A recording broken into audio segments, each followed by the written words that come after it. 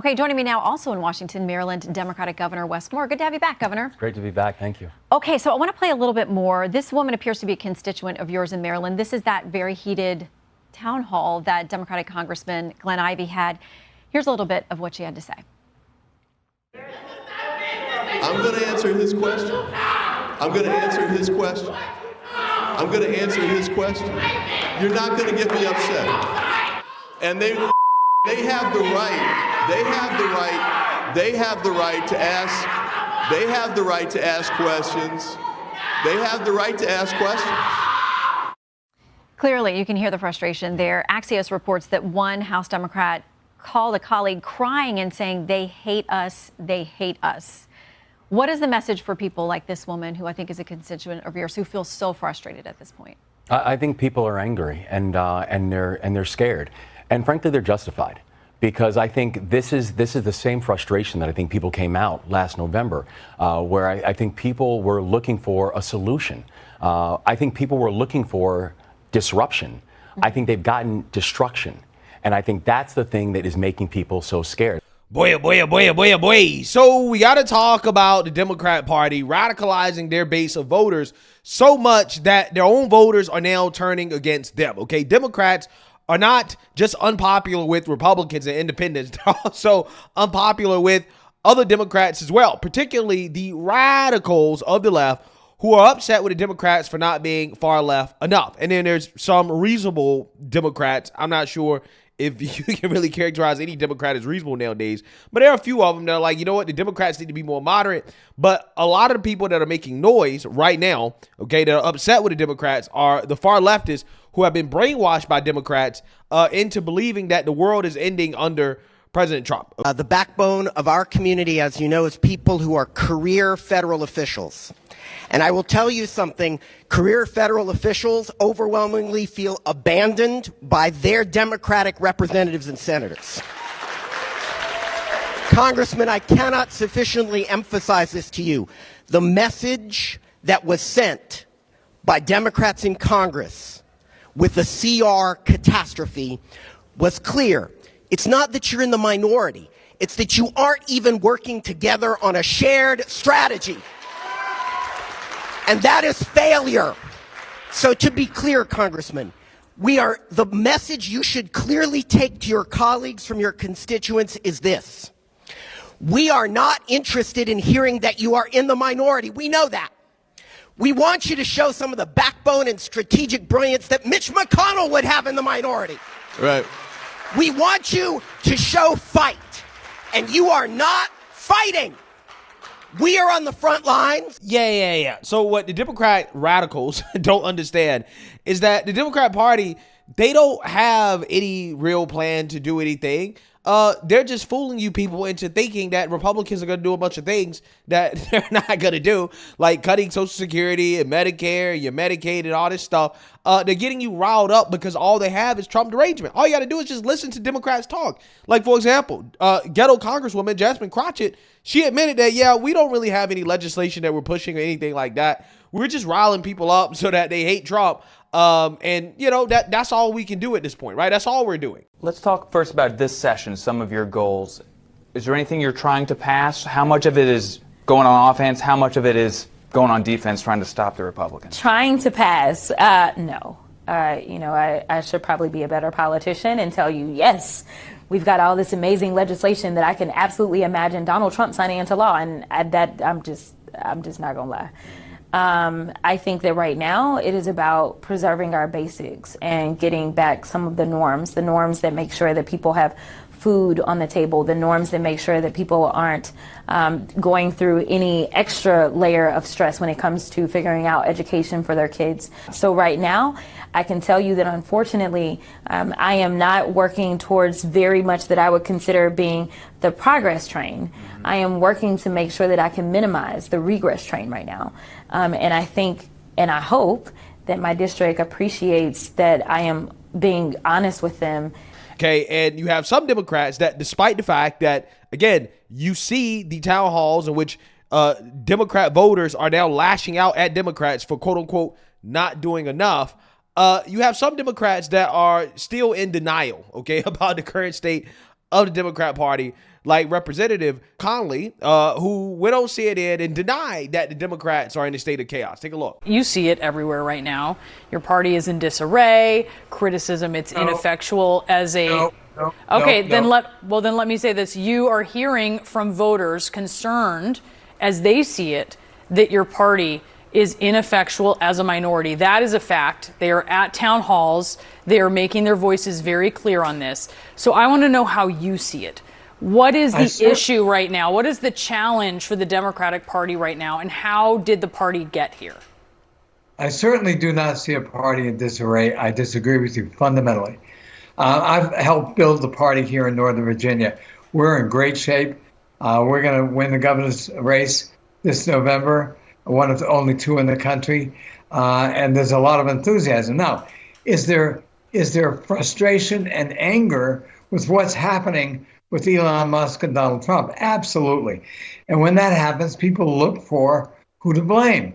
Sometimes that's going to be, more often, I hope, Republicans.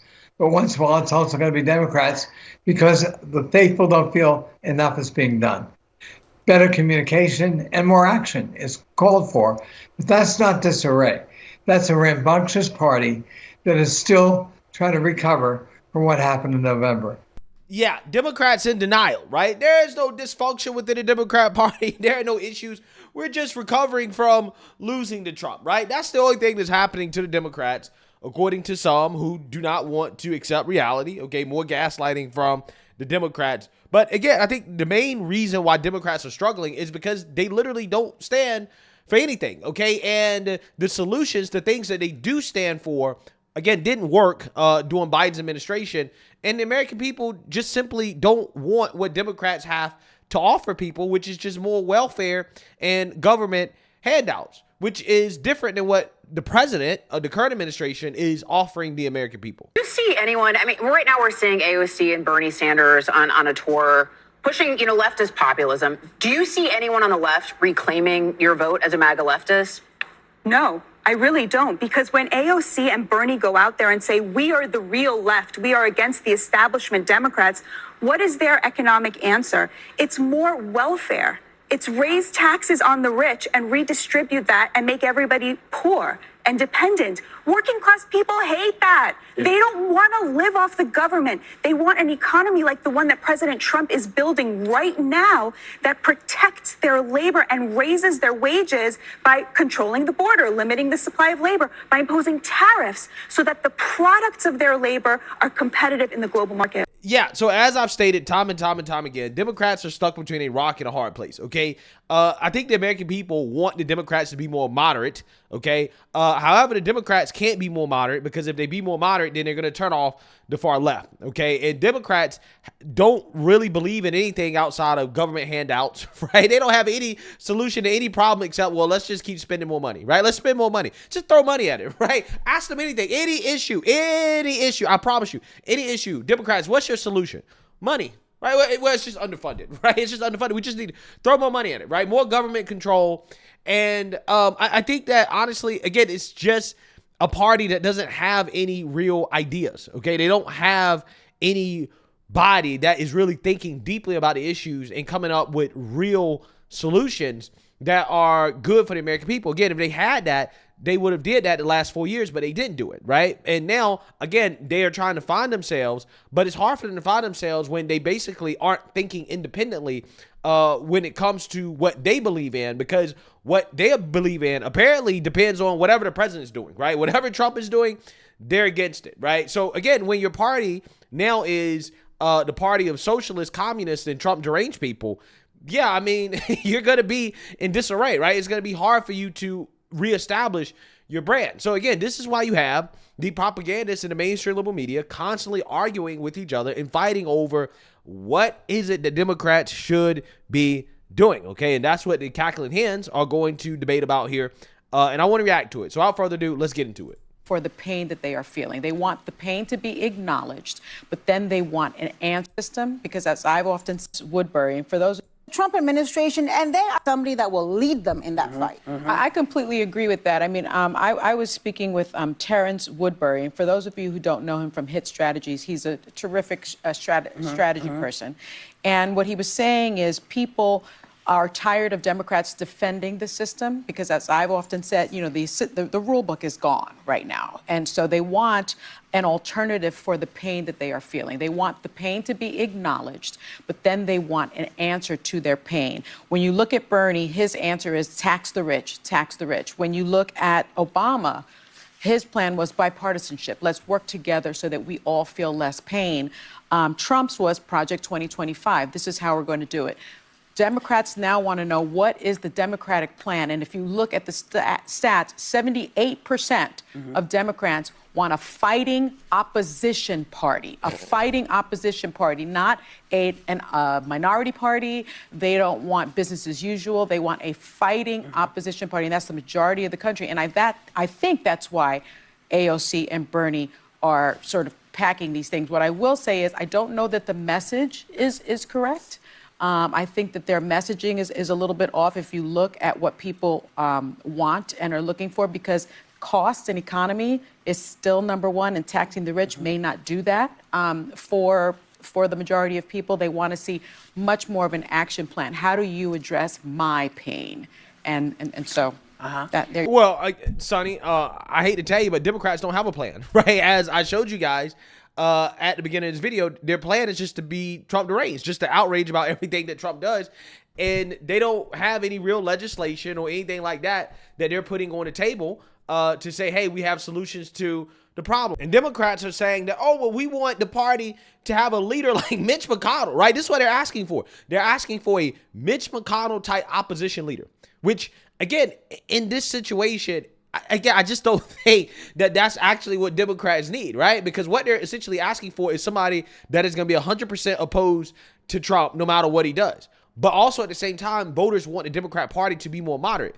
Those two things are not compatible, right? You can't be 100% opposed to Trump and also be more moderate, right? Like it doesn't work that way, because Trump is not a far-right extremist, right? Trump is closer to the center than people would like to admit when it comes to his politics. And see, this is why I say the Democrats, they have no clue what to do. Their consultants have no clue what to do. The propagandists have no clue what to do, because they're saying a bunch of things that just honestly don't really make sense, right? When you think about it, you can't be 100% opposed to Trump. We want a strong opposition party, not a resistance party, an opposition party. We don't want to work with Trump. Okay, so how do you become more moderate if you don't want to work with Trump, right? It doesn't make sense. Like, it's not, like, those things are not compatible, okay? So, again, as long as they're listening to these people, right, people like Sonny Holston, Democrats, they're just going to have a really hard time. And the more that they struggle with finding an identity and what they actually should do, right, AKA be more moderate, stop being so Trump deranged, and stop scaring people into thinking that the world is ending under Trump. Again, that's the problem.